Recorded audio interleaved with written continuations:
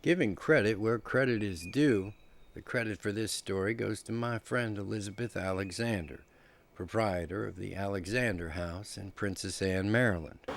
The realtors, the yoga As way back in February, Liz invited me down to that delightful village to witness the most interesting phenomenon, the nearly complete feminization of the county seat's business community. the hardware store.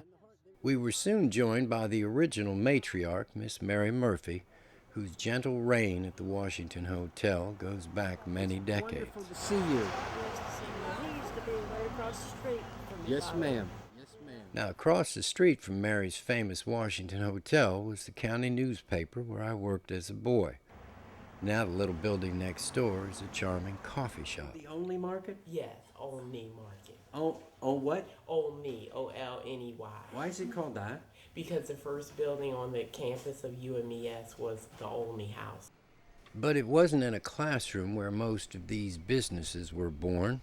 So many of these women who run these businesses here have dealt with a lot of adversity. Several lost their husbands in very tragic ways.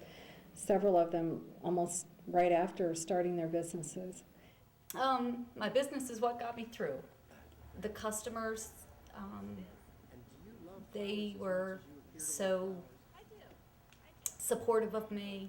They put a smile on my face along with everybody else's. And they do business with style and grace, putting themselves right on the line, much like the lady for whom the town is named.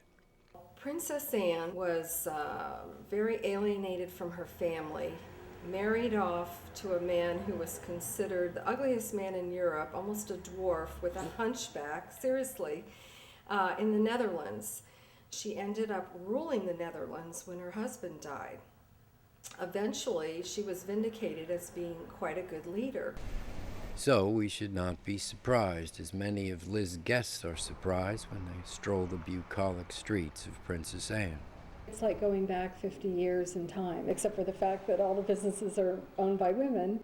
Somehow I expect the old gal would be proud of her town. Charles Paparella, WBOC News.